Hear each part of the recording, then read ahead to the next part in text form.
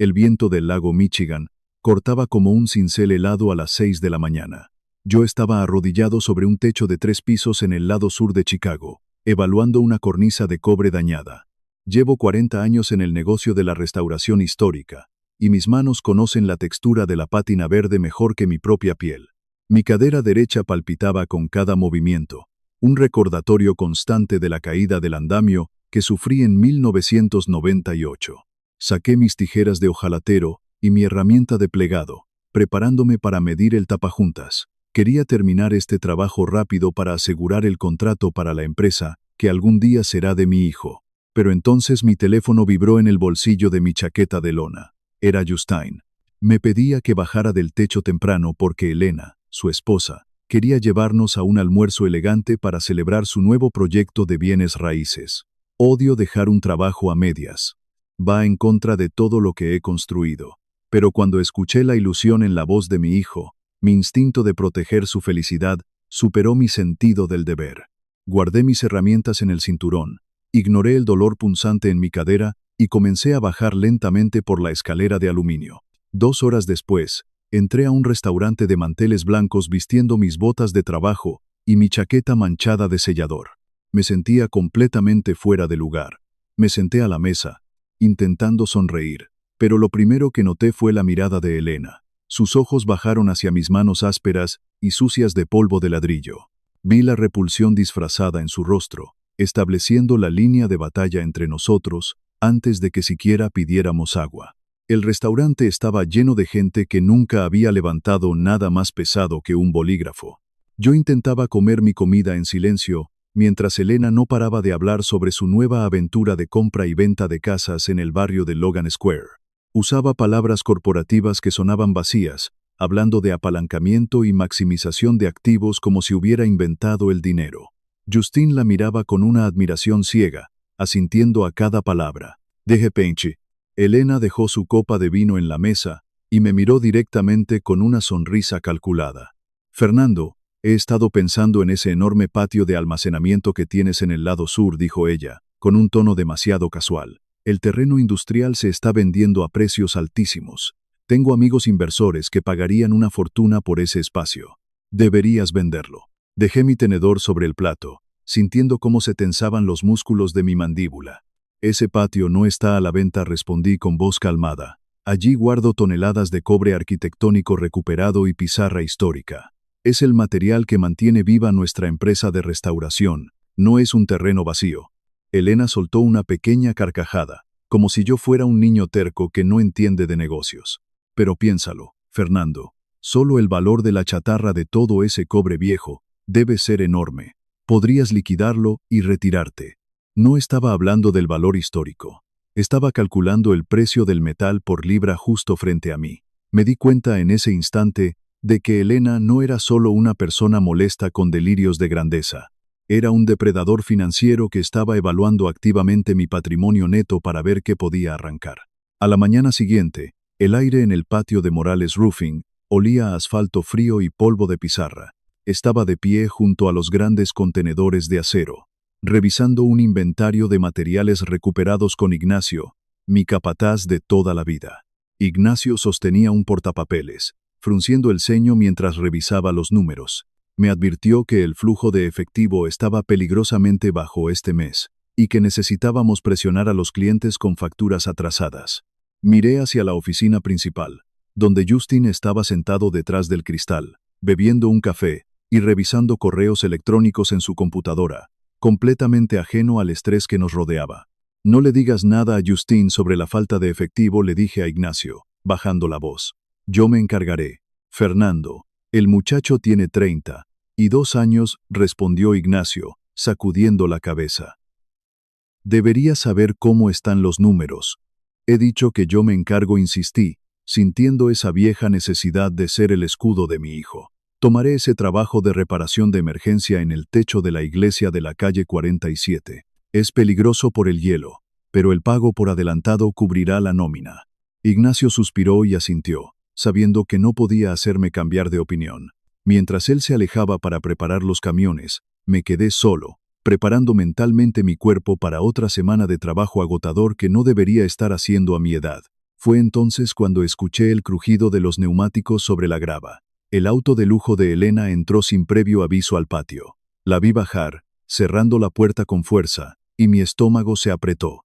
Nadie viene a un patio de materiales de construcción con zapatos de diseñador, a menos que esté buscando algo específico. Caminé rápidamente por el patio, esquivando los palés de tejas antiguas. Intercepté a Elena justo cuando se acercaba a los contenedores de almacenamiento más grandes. Llevaba una carpeta en la mano y estaba mirando fijamente los gruesos candados de seguridad que protegían el inventario de cobre. «¿Qué haces aquí, Elena?», pregunté, deteniéndome a 1 metro de ella. Ella dio un pequeño salto, sorprendida, pero rápidamente compuso una sonrisa brillante. «Fernando, qué susto. Solo vine a traerle el almuerzo a Justine». Era una mentira evidente. Justine estaba en la oficina, a 50 metros de distancia, y ella caminaba en la dirección opuesta. Noté que tenía su teléfono en la mano. La vi disimular, pero ya era tarde. Había estado tomando fotografías de los números de serie de los contenedores y de la valla perimetral. Di un paso adelante, invadiendo su espacio, usando mi altura para intimidarla un poco. ¿Por qué una experta en bienes raíces está tomando fotos de mis candados y de mi chatarra de cobre?, pregunté, sin ocultar la dureza en mi voz. Su sonrisa tembló, pero mantuvo la postura. «Estoy buscando inspiración para mis diseños de interiores. Los materiales recuperados dan una estética muy rústica a las casas renovadas». Mientras hablaba, la pantalla de su teléfono se iluminó con una notificación. Mis ojos captaron el mensaje de texto antes de que ella pudiera ocultarlo. Era de un prestamista privado, exigiendo el pago inmediato de una cuota atrasada, bajo amenaza de embargo. Levanté la vista y la miré a los ojos. Ella tragó saliva, su voz temblando por una fracción de segundo antes de darse la vuelta y caminar apresuradamente hacia la oficina. No fui a mi siguiente trabajo de reparación. En lugar de eso, subí a mi camioneta y conduje directamente hacia el norte, hacia el barrio de Logan Square. Necesitaba ver con mis propios ojos el supuesto imperio inmobiliario de mi nuera. Encontré la dirección que ella había mencionado en el almuerzo. Era un edificio de ladrillo de 2 pisos que se estaba cayendo a pedazos.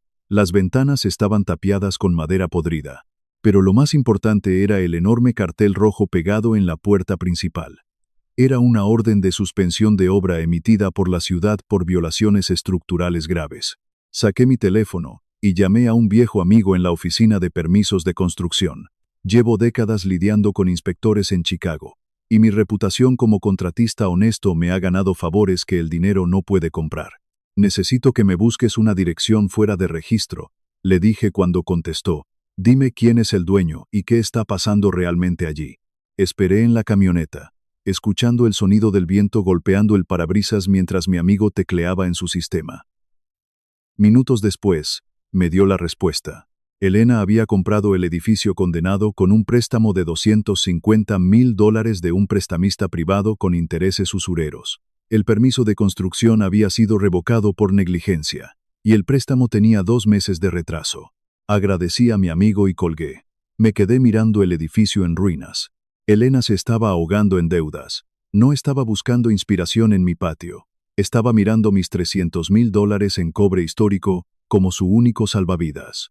Conduje de regreso al patio con las manos apretando el volante hasta que mis nudillos se pusieron blancos. Entré a la oficina principal decidido a decirle a Justine toda la verdad. Iba a destruir la ilusión de su matrimonio perfecto, pero era la única forma de salvarlo de la ruina financiera. Empujé la puerta y encontré a mi hijo de pie detrás del mostrador. Tenía una sonrisa tan grande que le iluminaba todo el rostro. Antes de que yo pudiera decir una sola palabra, levantó un pequeño papel brillante y me lo puso frente a los ojos. «Papá, mira esto», dijo Justine, con la voz quebrada por la emoción. «Elena está embarazada. Vamos a tener un bebé. Voy a ser padre». Sentí como si me hubieran golpeado en el pecho con un martillo de demolición. Miré la fotografía del ultrasonido y luego miré los ojos de mi hijo, llenos de esperanza y de una alegría pura que yo no había visto en años. Mi garganta se cerró por completo. Las palabras sobre la deuda de $250,000, el edificio condenado y las mentiras de Elena se atascaron en mi boca. Físicamente, no pude hacerlo. No pude ser el hombre que apagara esa luz en sus ojos. «Felicidades, hijo», logré decir, forzando una sonrisa mientras lo abrazaba. Es una noticia maravillosa. Me tragué la verdad. Al hacerlo, dejé a Justin completamente expuesto al sabotaje financiero que se avecinaba. Pero mientras lo abrazaba, tomé una decisión silenciosa. Iba a encargarme de Elena yo mismo. Iba a manejar esto en las sombras, sin que Justin se enterara jamás de la clase de monstruo con el que se había casado. Esperé en el estacionamiento de grava del patio hasta que terminó la jornada laboral. Cuando el último camión de la cuadrilla se fue, vi a Elena salir de la oficina y caminar hacia su auto de lujo. El patio estaba completamente vacío, y el cielo comenzaba a oscurecerse. Caminé hacia ella, y me interpuse entre su cuerpo y la puerta del conductor. Ella me miró con fastidio, pero yo dejé caer la máscara de suegro amable. Fui a Logan Square, hoy le dije, con la voz baja y áspera. Vi la orden de suspensión de obra. También sé del préstamo de $250,000 que tienes con ese prestamista privado. Sé que estás desesperada. El color desapareció del rostro de Elena por un segundo, pero rápidamente recuperó su postura defensiva. Te ofrezco un trato, continué, mirándola fijamente. Usaré mis contactos para ayudarte a renegociar un plan de pago con tus acreedores. Te ayudaré a salir de este agujero. Pero la condición es que esta misma noche te sientes con Justin y le confieses absolutamente todo.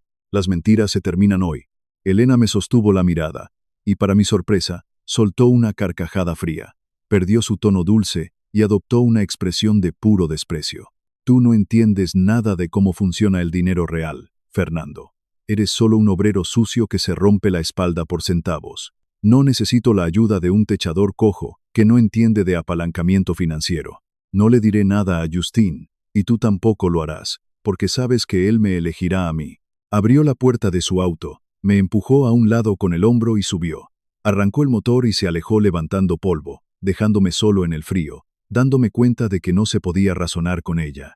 Era viernes por la mañana, el día de pago para la cuadrilla de techadores. Estaba sentado en mi escritorio, revisando las hojas de horas para preparar los cheques. La oficina estaba tranquila hasta que la puerta se abrió de golpe. Ignacio entró, sosteniendo un fajo de recibos impresos, con una expresión de total confusión en su rostro curtido. Fernando, tenemos un problema grave, dijo Ignacio, cerrando la puerta detrás de él. El banco acaba de rechazar la transferencia de la nómina. Dicen que la cuenta operativa de la empresa está sobregirada. No hay fondos para pagarle a los muchachos. Me levanté de la silla tan rápido que mi cadera protestó.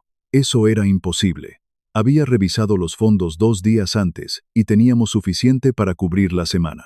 Encendí mi computadora y entré rápidamente al portal bancario. Mis manos temblaban ligeramente sobre el teclado mientras navegaba por el historial de transacciones. Mi corazón comenzó a latir con fuerza contra mis costillas cuando leí el libro mayor. Ahí estaba. Una transferencia electrónica realizada la noche anterior por la cantidad exacta de $8,000.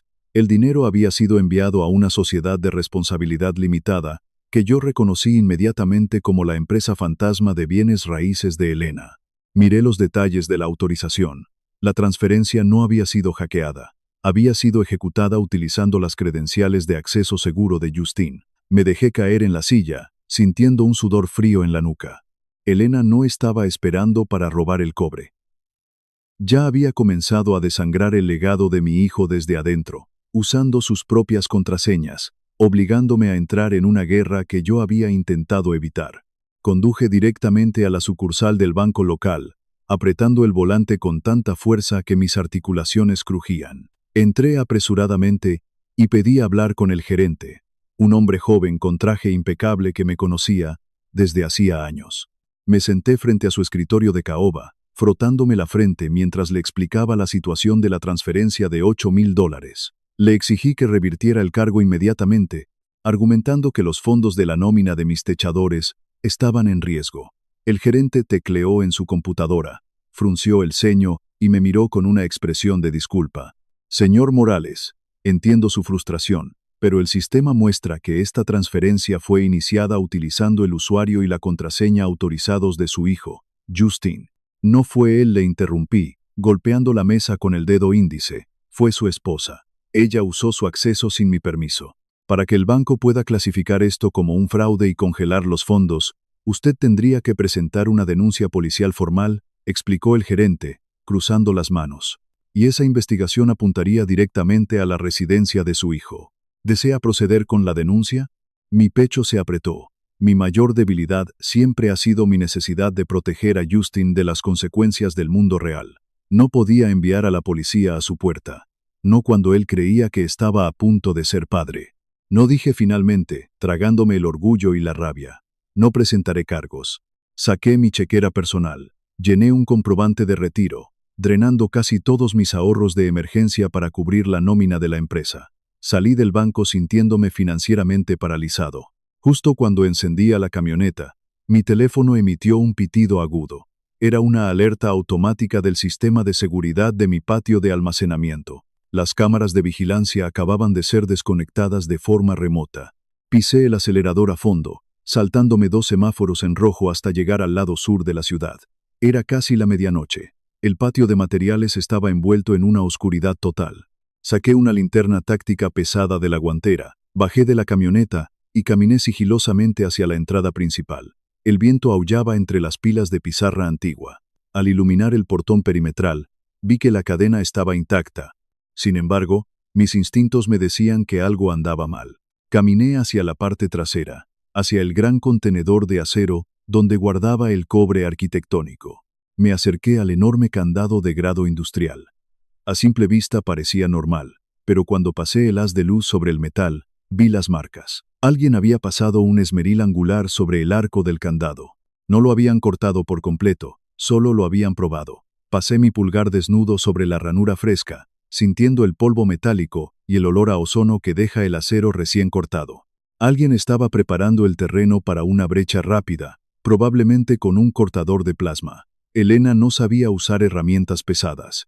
Esto significaba que había contratado a carroñeros profesionales para robar los $300,000 en cobre. Cambiar el candado no serviría de nada. Los ladrones de metales en Chicago simplemente derribarían la cerca con un camión si encontraban resistencia. Me quedé de pie en la oscuridad, con el frío calando mis huesos, dándome cuenta de que necesitaba una solución permanente. No podía simplemente bloquearlos. Tenía que dejar que entraran y atraparlos de una manera que no pudieran negar. A la mañana siguiente, esperé a que Justin llegara a la oficina.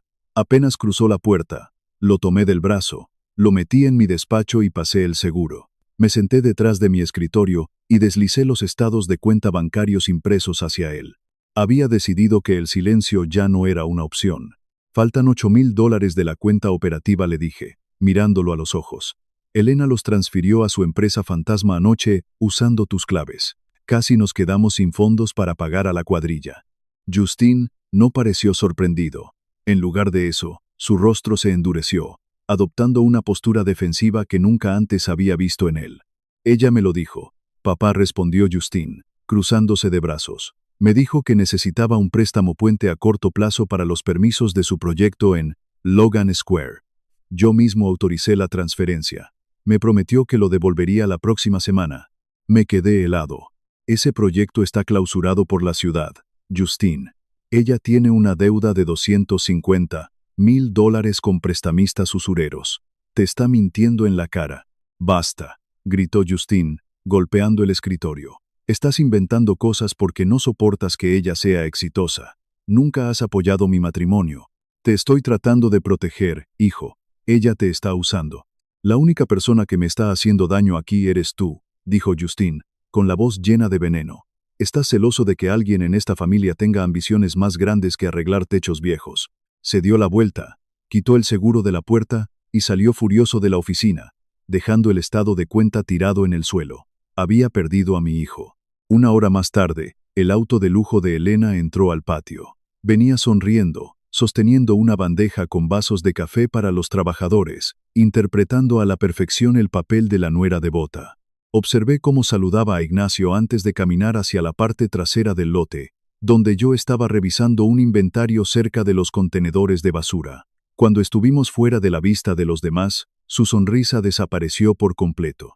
Sé que intentaste poner a Justin en mi contra esta mañana, dijo Elena, bajando la voz hasta convertirla en un susurro afilado. Y sé que fracasaste miserablemente. Me mantuve en silencio, sosteniendo mi portapapeles, mirándola fijamente. Mis amigos inversores vendrán por ese cobre este fin de semana, continuó ella, dando un paso hacia mí con absoluta arrogancia. Y si se te ocurre llamar a la policía, le diré a Justine que intentaste agredirme físicamente porque estás perdiendo la cabeza. Me aseguraré de que nunca en tu vida veas a tu nieto. En el pasado, esa amenaza me habría destrozado, habría suplicado o gritado, pero en lugar de eso, me quedé completamente quieto. La miré de la misma manera en que miro una viga de soporte podrida en un techo antiguo. Ya no sentía lástima, ni miedo, ni el instinto de salvarla. Ella acababa de curarme de mi necesidad de protegerla de las consecuencias. Haz lo que tengas que hacer, le respondí, con una voz tan plana y fría como el hielo del lago. Elena sonrió con aire de triunfo, dio media vuelta y caminó de regreso a su auto, convencida de que había ganado la guerra, sin saber que acababa de firmar su propia sentencia. Esa misma noche, mucho después de que los trabajadores se hubieran ido a casa, abrí con llave el gabinete de almacenamiento químico en el taller. Saqué 4 jarras industriales de tinte fluorescente detector de fugas por rayos ultravioleta. Es un químico espeso que usamos en la restauración para encontrar microfisuras invisibles en los techos de pizarra antigua. Comencé a verter el líquido viscoso en un balde grande para mezclarlo. ¿Qué estás haciendo con eso, jefe?, preguntó una voz a mis espaldas. Me giré y vi a Ignacio parado en la puerta del taller, sosteniendo su lonchera. Se suponía que ya debía estar en casa.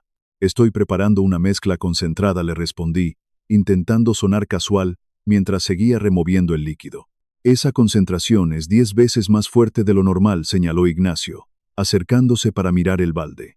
Si eso toca algo, lo manchará permanentemente. Nunca se quita. ¿Para qué lo necesitas? No podía involucrarlo. Si la policía investigaba, necesitaba que Ignacio estuviera limpio de cualquier responsabilidad legal. Tengo que evaluar las cornisas de la Catedral de San Patricio. El lunes a primera hora, mentí, cerrando la tapa del balde con fuerza. Necesito que la mezcla sea potente para que resalte bajo la luz del sol. Vete a casa, Ignacio. Yo cerraré el taller esta noche. Ignacio me miró con duda, pero asintió lentamente y se marchó. Una vez que estuve completamente solo en el patio, tomé un rociador presurizado de mochila, de esos que usamos para aplicar sellador líquido en los tejados. Vertí la mezcla concentrada de tinte ultravioleta en el tanque, ajusté las correas sobre mis hombros y caminé en la oscuridad hacia el contenedor de acero donde guardaba mi tesoro. El interior del contenedor de acero era un congelador gigante. El aire frío me quemaba los pulmones mientras encendía una pequeña lámpara de trabajo.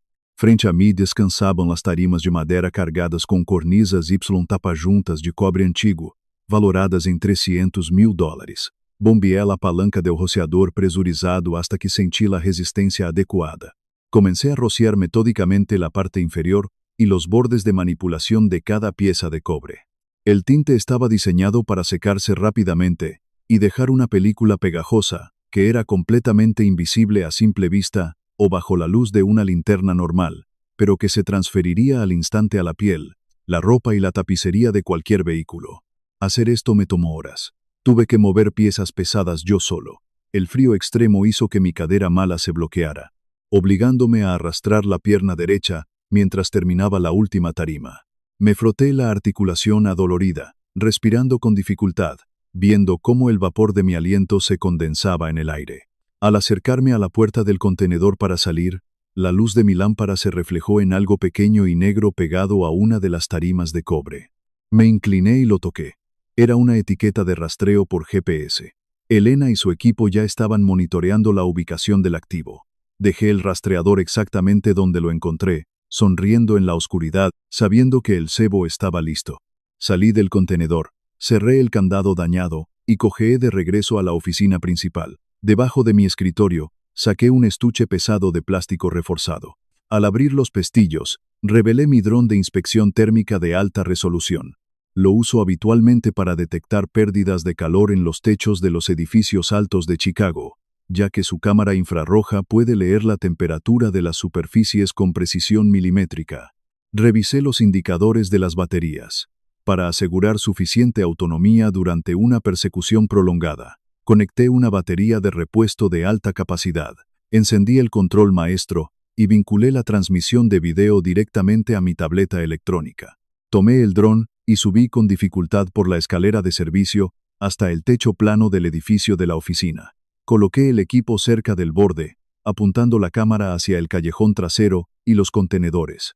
Lo cubrí cuidadosamente con una lona oscura para ocultarlo de cualquier mirada desde el suelo. Bajé a la oficina, apagué todas las luces y me senté en mi silla de cuero desgastada. Probé la cámara desde la tableta.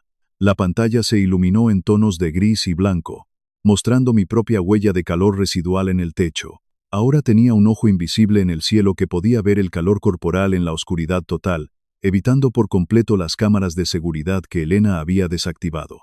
Era sábado por la noche. El parque industrial estaba completamente desierto y silencioso. Sabía que los ladrones atacarían hoy. Tomé el teléfono de mi escritorio y marqué el número de Justine.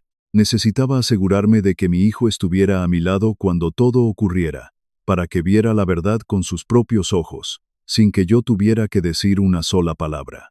«¿Qué pasa, papá?», respondió Justine, sonando distante y frío. «Hijo, sé que las cosas están tensas entre nosotros», dije, fingiendo un tono de fatiga extrema, usando mi reputación de anciano cansado a mi favor. «Te pido disculpas, pero estoy en la oficina y tengo un problema. El contador necesita la revisión de unos documentos fiscales urgentes para el lunes, y mis ojos me están fallando. ¿Podrías venir a ayudarme a leerlos?». Hubo un largo silencio en la línea. Justine dudaba. Entonces, a través del auricular, escuché la voz de Elena en el fondo, amortiguada pero clara. «Ve con él», cariño, decía ella. «Es importante para el negocio familiar. Yo te esperaré aquí». Elena quería que Justine estuviera conmigo. Quería que yo estuviera distraído y ocupado en la oficina principal, con un testigo que confirmara que no había salido de allí, mientras su equipo saqueaba el lote trasero. «Está bien», papá, suspiró Justine. «Estaré allí en 20 minutos». Colgué el teléfono y lo dejé sobre la mesa de madera. Sonreí en la oscuridad de la oficina. Todas las piezas estaban perfectamente colocadas en el tablero. La trampa estaba armada, y los ratones estaban corriendo directamente hacia ella. Justine llegó a la oficina del patio a las 11 de la noche. El lugar estaba sumido en una oscuridad casi total, iluminado únicamente por la pequeña lámpara de escritorio con cuello de cisne que proyectaba un círculo de luz amarilla sobre mis papeles. Justine entró frotándose las manos por el frío, con el ceño fruncido y una actitud de clara irritabilidad. Quería revisar los documentos fiscales lo más rápido posible para poder volver a casa con su esposa. Se quitó el abrigo y se sentó frente a mí, tamborileando los dedos sobre la madera. Adopté el papel de anciano confundido. Comencé a entregarle montones de facturas de proveedores de materiales y recibos de la cuadrilla, pidiéndole que sumara los totales y verificara las fechas. Hablaba despacio, arrastrando las palabras intencionalmente para hacerle perder el tiempo y mantenerlo anclado a la silla. «Papá, estas facturas son de hace 3 años», se quejó Justine, hojeando los papeles con frustración. «¿Por qué estamos revisando esto a la medianoche?».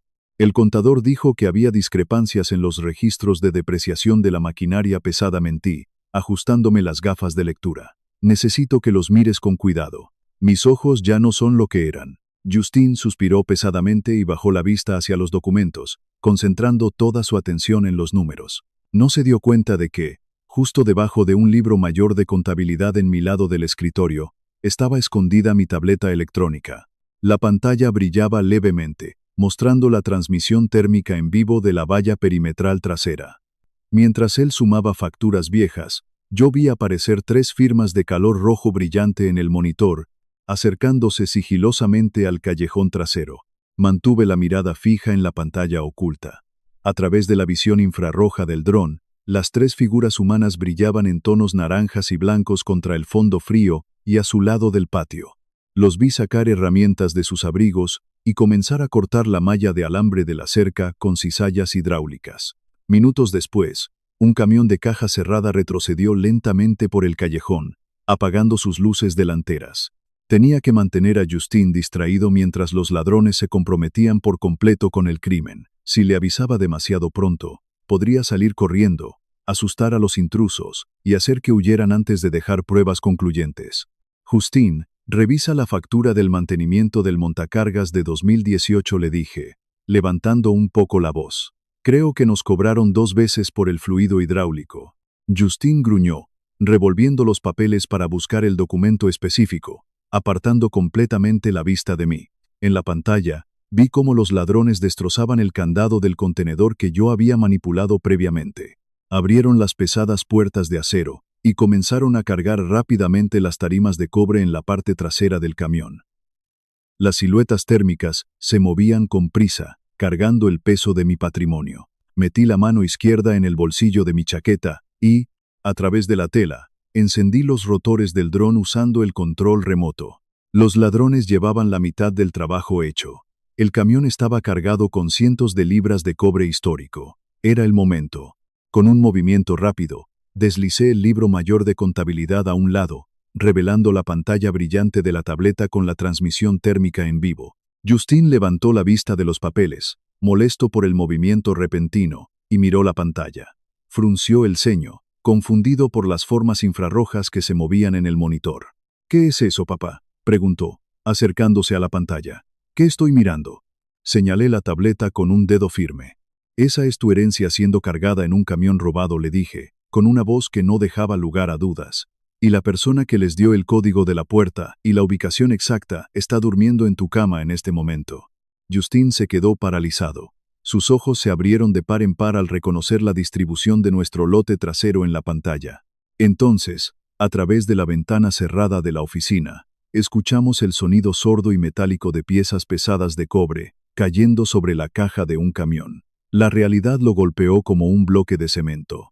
Justin se puso de pie de un salto, tirando la silla hacia atrás, con la intención de salir corriendo hacia el patio para detenerlos. Pero yo fui más rápido. Agarré su brazo derecho con un agarre de hierro, usando toda la fuerza de mis manos curtidas, y lo tiré hacia atrás. «Suéltame», gritó Justin, forcejeando contra mi agarre, desesperado por proteger nuestra propiedad. «Están robando nuestro material». Intentó alcanzar su teléfono celular en el bolsillo para llamar a la policía. Le arranqué el teléfono de la mano y lo tiré sobre el escritorio, lejos de su alcance. Lo empujé por los hombros, obligándolo a sentarse de nuevo en la silla. «Si la policía llega ahora, solo atraparán a 3 drogadictos anónimos», le susurré con furia, acercando mi rostro al suyo. «Elena dirá que no sabe nada. Llorará, dirá que la están incriminando, y tú nunca podrás probar su participación. Saldrá impune». Justin me miró horrorizado, con el pecho agitado por la respiración rápida. A través de la ventana, escuchamos el motor del camión arrancar y el sonido de las llantas crujiendo sobre la grava mientras salía del callejón. Estaba viendo cómo $300,000 del trabajo de su familia desaparecían en la noche. «Déjalos que se lo lleven», le ordené, señalando la pantalla nuevamente. «Deja que piensen que ganaron. Vamos a seguir la pudrición hasta los cimientos». Sin esperar respuesta, toqué la pantalla de la tableta y empujé la palanca del control remoto en mi bolsillo. El dron despegó desde el techo de la oficina, elevándose en la noche oscura para seguir la firma de calor del escape del camión. Justine y yo estábamos sentados en la oscuridad de la oficina, con los ojos clavados en la pantalla de la tableta. El dron volaba alto sobre las calles de Chicago, y la cámara térmica cortaba el desorden visual de las luces de la ciudad, rastreando el intenso calor blanco que emanaba del bloque del motor del camión de carga. El indicador de batería del dron parpadeaba en color ámbar en la esquina de la pantalla. Nos quedaban 12 minutos de tiempo de vuelo. Si el camión conducía demasiado lejos, perderíamos la señal y el cobre para siempre. Manejé el dron con movimientos precisos, manteniendo una altitud constante para evitar los cables eléctricos de alta tensión y las antenas de los edificios. Justin no decía una palabra, pero podía escuchar su respiración entrecortada. El camión giró hacia el sur, adentrándose en un distrito de almacenes industriales abandonados que había estado en ruinas durante décadas. Finalmente, el vehículo disminuyó la velocidad y entró en un garaje específico de un enorme edificio de ladrillo. El camión se detuvo por completo. Observé los números en la interfaz de telemetría del dron y memoricé las coordenadas exactas del GPS justo en el momento en que el indicador de batería llegó a 0. La pantalla parpadeó y se volvió completamente negra. El dron se había apagado, pero teníamos la ubicación de la casa de seguridad. Inmediatamente, levanté el auricular de mi teléfono de escritorio y marqué un número directo que conocía de memoria. Era el contacto de un detective de la Unidad de Robos Comerciales del Departamento de Policía de Chicago, con el que había colaborado en el pasado. Cuando el detective contestó, Le di las coordenadas exactas del almacén abandonado en el lado sur. El despachador de guardia se mostró escéptico. Me dijo que no podían emitir una orden de allanamiento rápida, basados únicamente en la transmisión de un dron civil que ya no estaba en el aire. Necesitaban pruebas más sólidas de que la mercancía robada estaba allí. El material robado está cubierto con tinte fluorescente industrial de detección de fugas por rayos ultravioleta, le dije al detective, hablando con voz firme y clara. Puedo identificar positivamente mi propiedad y demostrar la posesión de bienes robados en el instante en que iluminen el lugar. El detective guardó silencio por un segundo antes de aceptar. Me indicó que necesitaban que yo estuviera en el lugar con la luz ultravioleta para hacer la identificación visual antes de que pudieran asegurar el perímetro. Colgué el teléfono. Fui a mi caja de herramientas, saqué una pesada linterna de luz negra ultravioleta y se la mostré a Justine. Le arrojé las llaves de la camioneta. Es hora de ir de casa, le dije. Justine condujo mi camioneta con las luces apagadas, deslizándose silenciosamente por un callejón oscuro justo enfrente del almacén objetivo. Detuvo el vehículo y apagó el motor. El lugar parecía una tumba de ladrillos. No había luces encendidas, no había vehículos a la vista, y las ventanas estaban tapiadas. Justine golpeó el volante con frustración. Dudaba de que el dron hubiera sido preciso. Pensaba que habíamos llegado tarde y que el cobre se había perdido para siempre. Mira el suelo, junto a la puerta lateral le indiqué, señalando a través del parabrisas sucio. Bajo la tenue luz amarilla de la farola de la calle, se podían ver marcas de raspaduras casi invisibles en el pavimento de concreto. Eran las marcas de neumáticos de un camión pesado que había maniobrado en reversa recientemente, arrastrando polvo fresco hacia el interior del garaje. Estaban allí adentro, esperando que llegara su comprador para recibir el pago. De repente, un par de faros LED brillantes iluminaron la calle. Un vehículo utilitario deportivo de lujo, negro y reluciente, se detuvo lentamente frente a la puerta del almacén. La puerta del conductor se abrió. Elena bajó del vehículo, vistiendo un abrigo caro y sosteniendo un maletín metálico en la mano derecha. Justine dejó de respirar a mi lado. Dentro de la cabina oscura de la camioneta, Justine observaba a su esposa caminar hacia la puerta del almacén. Su cuerpo entero temblaba físicamente. La negación estaba luchando contra la realidad frente a sus propios ojos. Justine extendió la mano hacia la manija de la puerta de la camioneta. Quería salir, quería gritarle, exigir una explicación, todavía aferrándose a la esperanza de que hubiera algún malentendido extraño. Presioné el interruptor maestro de las cerraduras, bloqueando las puertas con un chasquido seco. Mírale la cara, Justine le ordené, señalando a Elena. Mírala bien, ¿acaso parece asustada? ¿Parece una rehén? Justine observó cómo la puerta del almacén se abría. 2 hombres corpulentos salieron a recibirla. Elena no retrocedió, le sonrió. Lucía triunfante, arrogante y en absoluto control de la situación. Caminó hacia la parte trasera del camión de carga estacionado adentro y comenzó a inspeccionar las tarimas de cobre, asintiendo con satisfacción. El último pedazo de la inocencia de Justine murió en ese instante. Se dejó caer contra el respaldo del asiento, con lágrimas de pura rabia formándose en sus ojos. Me miró, con el rostro endurecido por una nueva realidad, y asintió lentamente. La trampa estaba lista para cerrarse.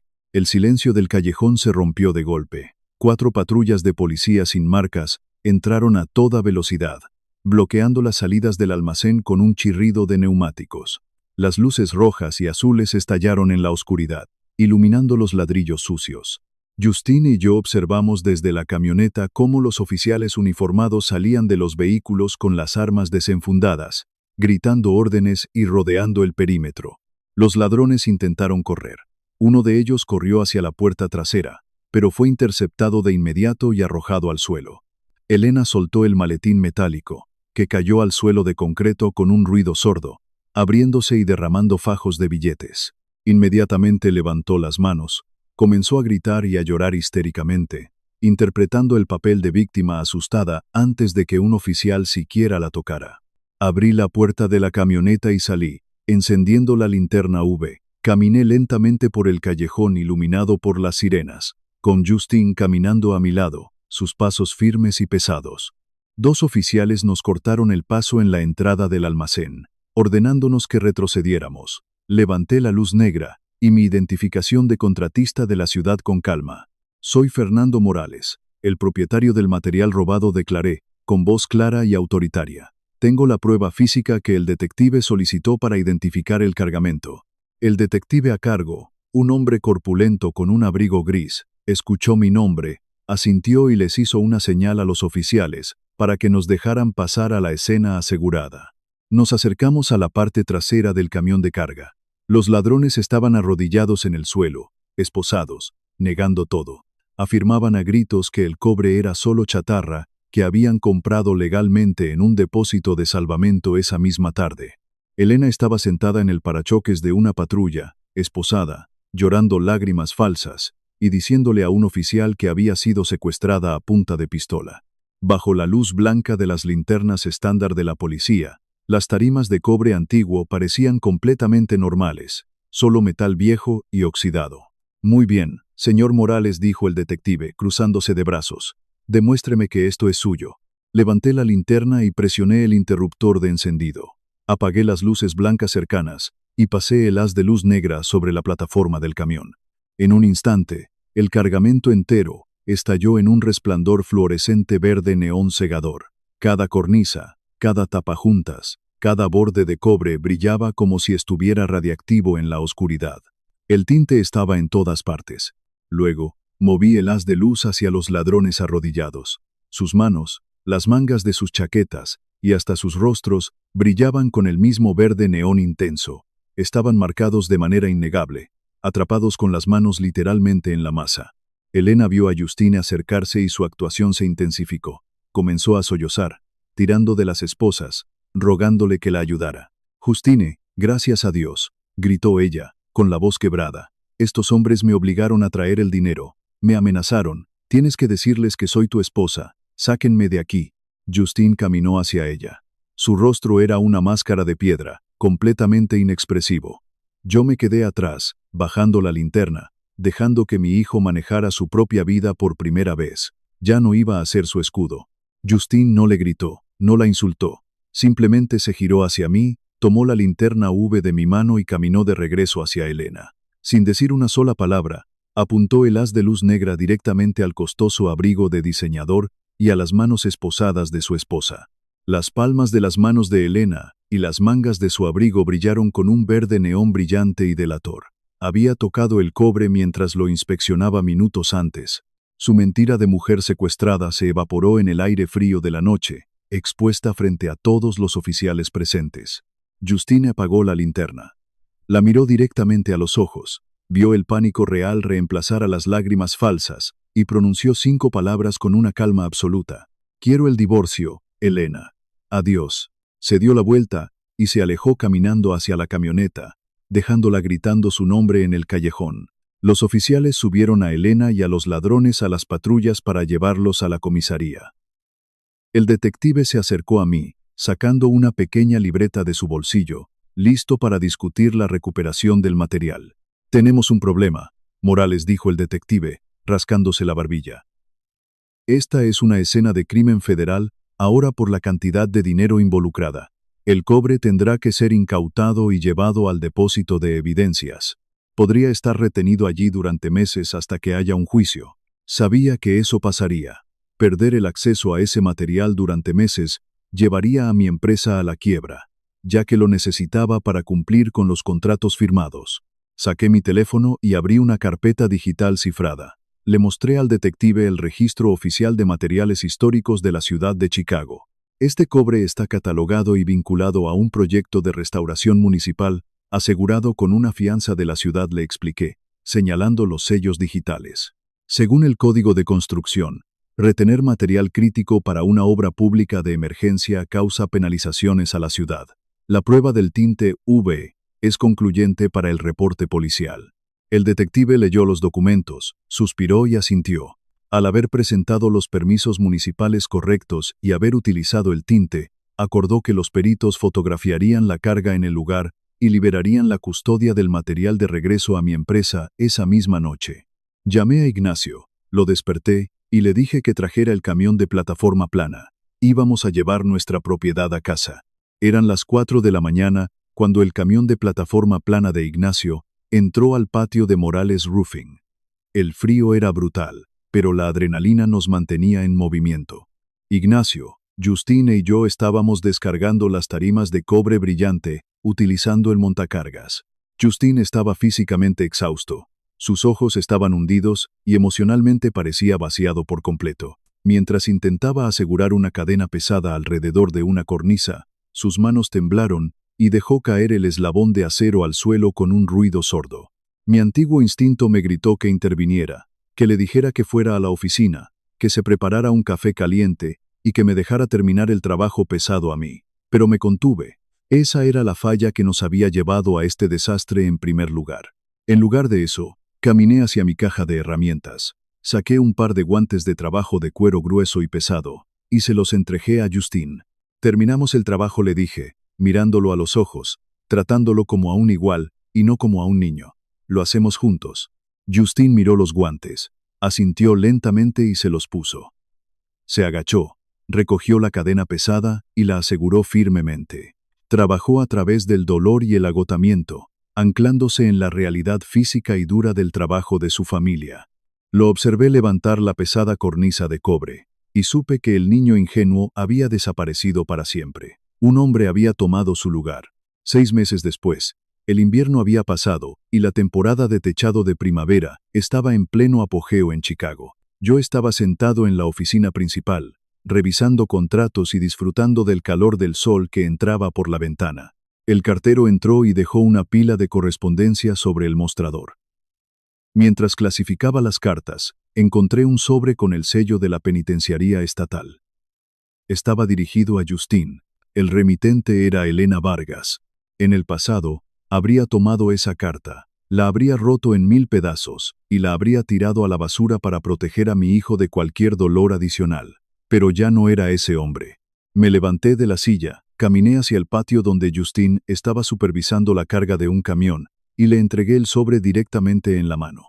Justine miró el remitente. Su expresión no cambió. Caminó tranquilamente hacia el barril de metal donde incineramos los restos de madera inservible, encendió un fósforo y arrojó la carta sin abrir al fuego.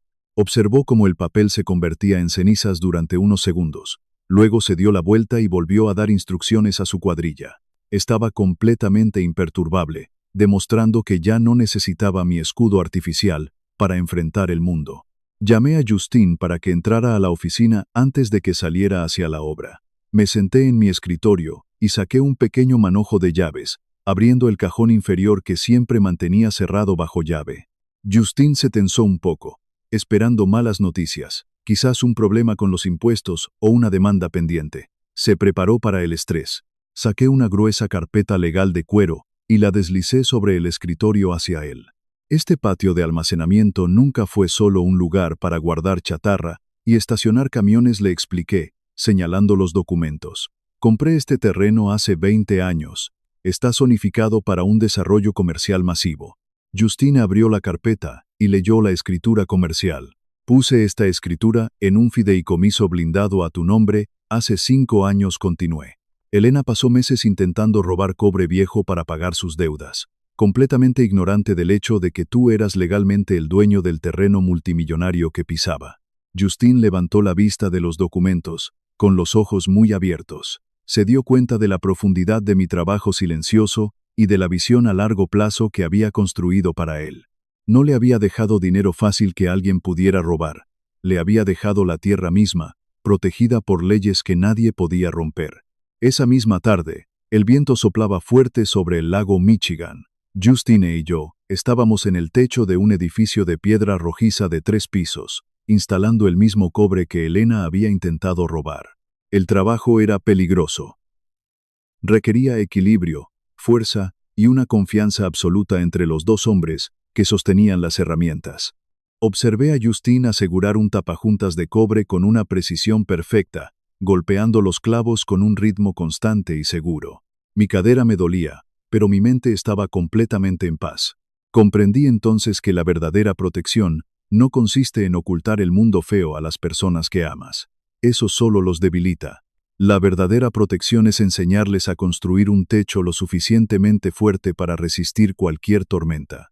Si esta historia te enseñó que debes reconocer la pudrición en las personas antes de que derriben tu casa, dale me gusta y suscríbete. Cuéntame en los comentarios, ¿alguna vez has tenido que dejar que alguien que amas aprenda una lección dura por su cuenta para que pueda crecer? Leo cada uno de sus mensajes. Hasta la próxima, cuiden sus cimientos y mantengan las herramientas afiladas.